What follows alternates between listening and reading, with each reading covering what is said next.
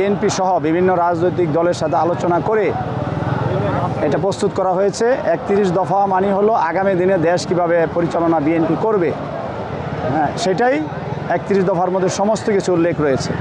এটা যে কথাটা একটি রাজনৈতিক দলের পক্ষ থেকে যদি বলে থাকে যে এটা প্রহসন, এটা সম্পূর্ণ এটা মিথ্যা এবং আমি মনে করি বিভ্রান্তিমূলক কথা। 31 দফার ভিত্তিতেই বিএনপি আগামী দিনে এগিয়ে যাবে ইনশাল্লাহ, এবং আমরা রাজপথে আছি এবং সামনেও থাকবো যতদিন পর্যন্ত নির্বাচনের তফসিল ঘোষণা না হবে। আমরা এই সরকারের কাছে দাবি জানাবো যে বর্তমান গভর্নমেন্ট রয়েছেন, বিশেষ করে ডক্টর ইউনূস সাহেব, উনি সারা বিশ্বে পরিচিত এবং নন্দিত। এই সরকারকে বিএনপিও সাপোর্ট করছে এবং অব্যাহত আছে।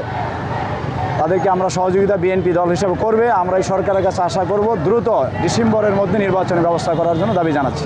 আসিফ আহমেদের পদত্যাগ চাওয়ার যুক্তি হলো, যেহেতু সে একটি রাজনৈতিক দল তারা করেছেন, তো রাজনৈতিক দলের একটা নেতা হয়ে তিনি যদি একটি বর্তমান একটি গভর্নমেন্টে থাকেন তাহলে স্বাভাবিক কারণেই সাধারণ মানুষের মাঝে বিভিন্ন প্রশ্ন রয়েছে এবং সেই সুবিধাটা তাদের দলের নেতাকর্মীরাই সুবিধাটা পাচ্ছেন।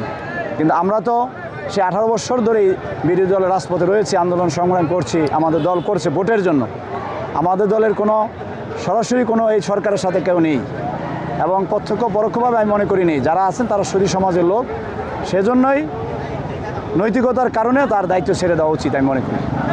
আমরা আছি, আমাদের যতক্ষণ পর্যন্ত আমাদের উপরে নির্দেশ সিদ্ধান্ত না আসবে আমরা রাজপথে আছি এবং রাজপথে থাকবো ইনশাআল্লাহ। ডিসেম্বরের পরে জাতীয় নির্বাচন হলে দেশের যে পরিস্থিতি আপনি বর্তমানে লক্ষ্য করছেন, এখানে বেশিরভাগের দোসররা সুযোগ নেবে এবং কিছু নতুন বৈফল রাজনৈতিক দল গড়ে উঠেছে, যারা সেই সময়টা দীর্ঘায়িত করতে চাচ্ছেন।